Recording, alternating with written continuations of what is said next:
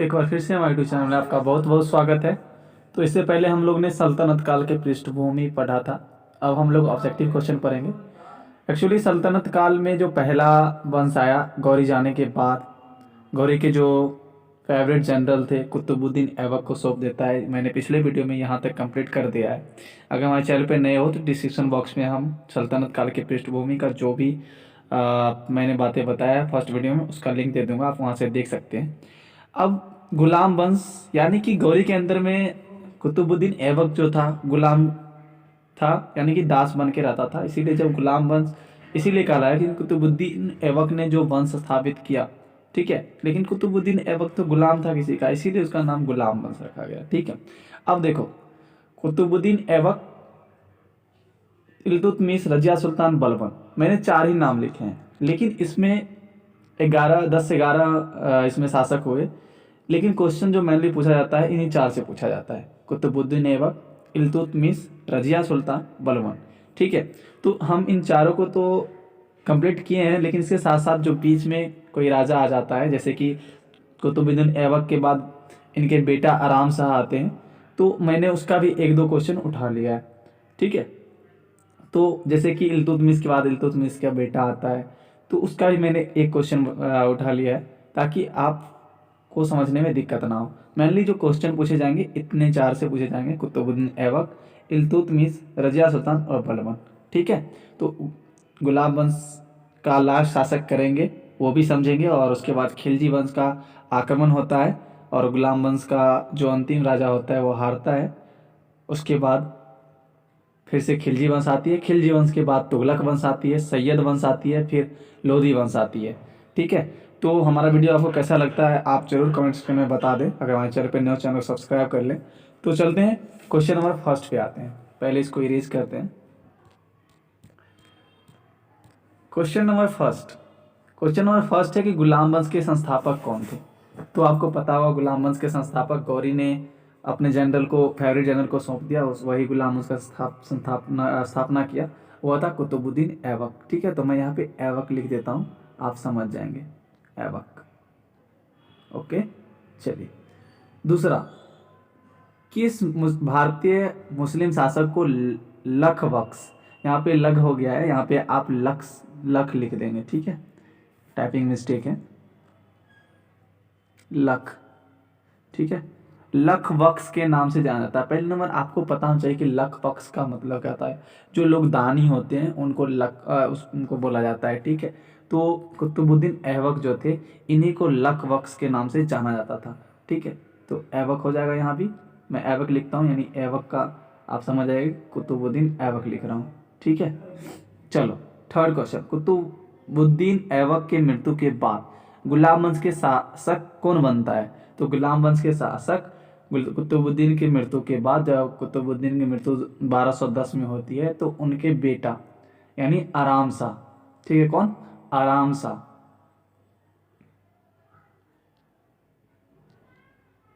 आराम शाह, ठीक है, यह बनता है गुलाम वंश का शासक, और यह सिर्फ और सिर्फ 10 महीने तक ही रहता है, ठीक है। इसके बाद इल्तुतमिश जो होते हैं वह इनकी हत्या कर देते हैं। अब यहाँ पे हम आपको बताते हैं इल्तुतमिश और ऐबक से क्या रिलेशन था।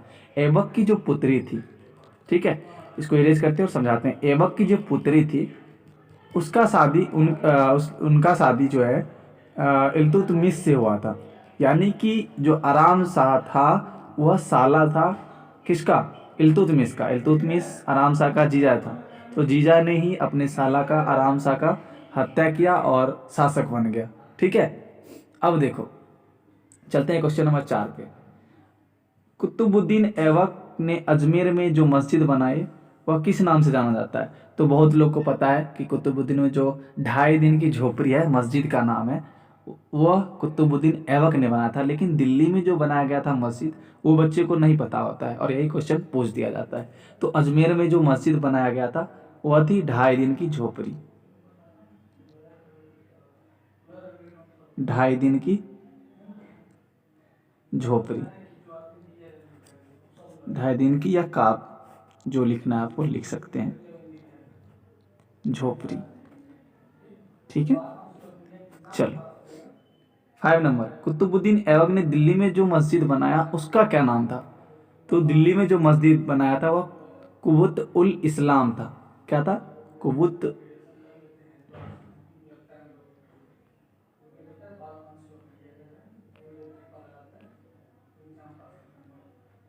उल,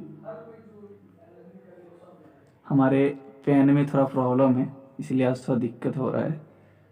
होप किया प्रॉब्लम मैं बहुत जल्द सॉल्व कर लूँगा। इस्लाम, ठीक है। चलो क्वेश्चन नंबर 6।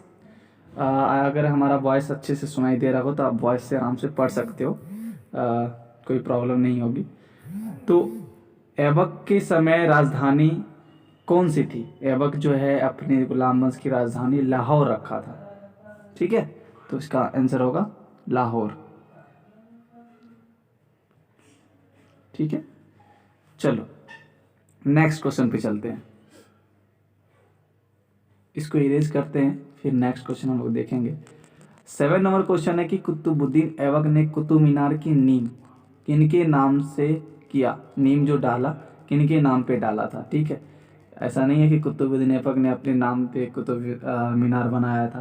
कुतुब मीनार का नींव रखा था कुतुबुद्दीन ऐबक, लेकिन बनाया था, निर्माण किया गया था इल्तुतमिश के द्वारा, ठीक है। तो एक सूफी थे जिनका नाम था ख्वाजा कुतुब मीनार, ख्वाजा हजरत कुतुब मीनार बख्तियार काकी, ठीक है। मैं यहाँ पे बख्तियार काकी लिख देता हूँ।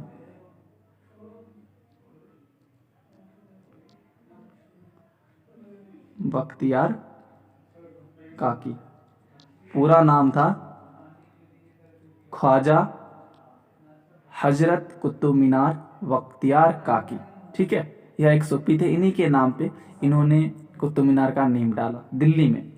चलो, आराम शाह की हत्या कर कौन गुलाम वंश का शासक बनता है? तो आराम शाह के जीजा, और कह सकते हो, या ऐबक के दामाद, ठीक है। ऐबक के दास भी था, दास था और अपने बेटी से शादी करवा दिया था इल्तुतमिश को। तो उन्हीं इल्तुतमिश ने ही आराम शाह की हत्या कर दी थी और शासक बन गया।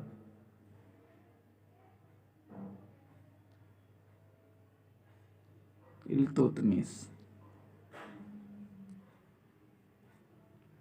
ठीक है। चलो, इल्तुतमिश ने अपनी राजधानी लाहौर से कहाँ किया? लाहौर से या दिल्ली कर दिया, लाहौर से दिल्ली, ठीक है। चलो क्वेश्चन नंबर 10 की ओर चलते हैं।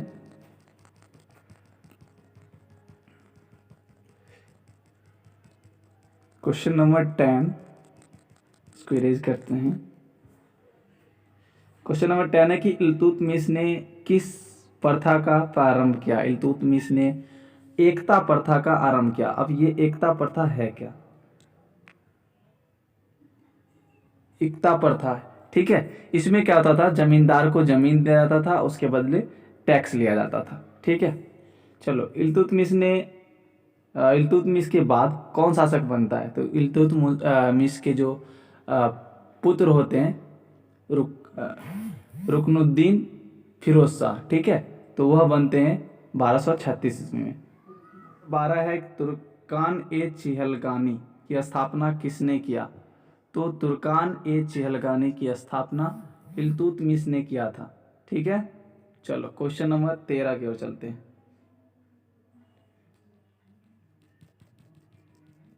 क्वेश्चन नंबर 13 है कि प्रथम प्रथम महिला मुस्लिम महिला शासिका कौन थी? तो प्रथम मुस्लिम महिला शासिका इल्तुतमिश की बेटी रजिया सुल्तान थी, ठीक है। क्वेश्चन नंबर 14 है कि बलबन, क्वेश्चन नंबर 14 है कि बलबन बलबन गुलाम वंश का शासक कब बना? तो बलबन 1266 में बनता है गुलाम वंश का संस्थापक, और 87 में इसकी मृत्यु हो जाती है। तो बलबन का पूरा नाम क्या था? तो बलबन का पूरा नाम गयासुद्दीन बलबन था। क्या था? गयासुद्दीन, गयासुद्दीन बलबन।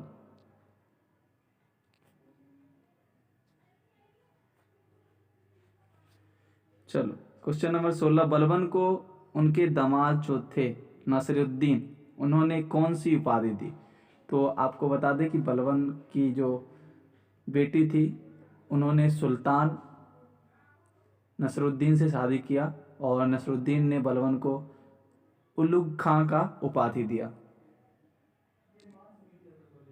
ठीक है, उलुग खां, उलुग खां। चलो इसको इरेज करते हैं और देखते हैं क्वेश्चन नंबर 17।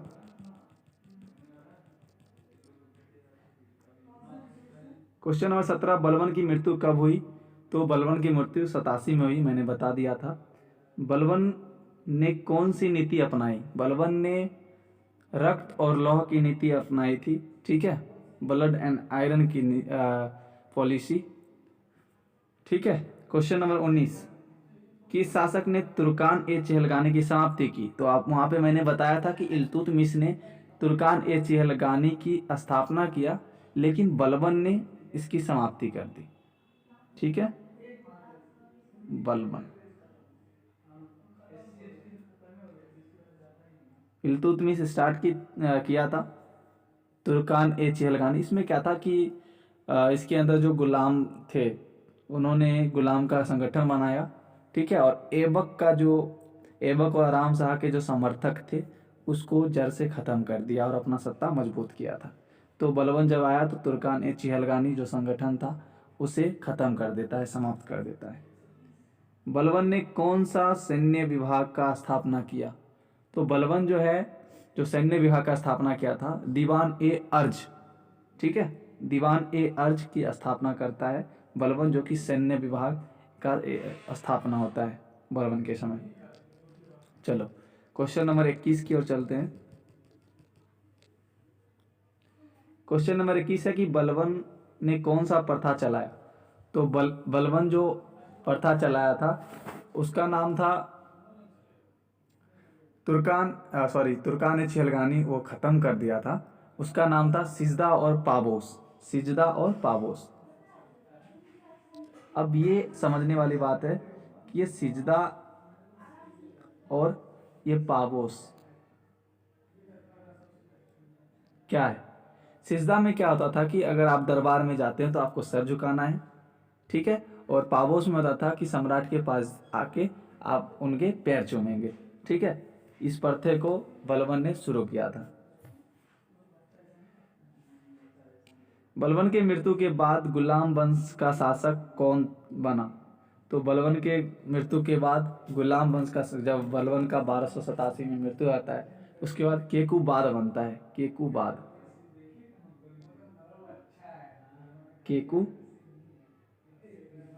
केकूबाद बनता है। लेकिन जब 87 में बनता है तो यह 90 में मर जाता है। तो 87 करने का मेरा मतलब था कि 1287 1290, तो 90 जब इसका डेथ होता है तो केकूबाद का पुत्र जो होता है क्यूमर्स, ठीक है, वह शासक बनता है 1290 में। यानी केकूबाद के बाद कौन शासक बनता है? क्यूमर्स। ठीक है, क्यूमर्स शासक बनता है और क्यूमर्स जो होता है अयोग्य शासक होता है, इसी की हत्या करके खिलजी वंश की स्थापना किया जाता है। तो आपको बताना है कि खिलजी वंश के संस्थापक कौन थे। ठीक है, पहले शासक जो हुए खिलजी वंश के, वह वंश के जो पहले शासक हुए वो बताना है कि आपको कमेंट सेक्शन में कि कौन हुए। ठीक है, आई थिंक 1-2 क्वेश्चन और होगा, उससे हम कर लेते हैं और हमारा वीडियो यहीं पे समाप्त हो जाएगा। हमारे पेन में प्रॉब्लम है, इसको थोड़ा इग्नोर कीजिएगा। हमारे वॉइस से आप अपना नोट डाउन कर लेंगे, नोट्स तैयार कर लेंगे। क्वेश्चन नंबर 24 है कि अमीर खुसरो और अमीर हसन किस गुलाम वंश के जो शासक थे उनके दरबार में थे? तो बलबन के दरबार में ये दोनों रहते थे। ठीक है,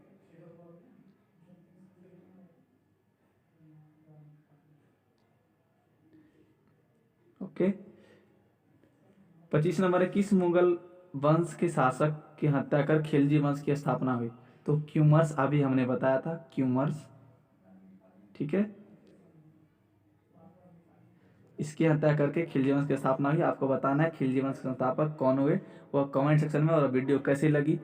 हमारा वीडियो आपको सही लग रहा है तो इसी तरह से हम लगातार आपको देते रहेंगे। तो वीडियो स्टार्ट करते हैं। जय हिंद।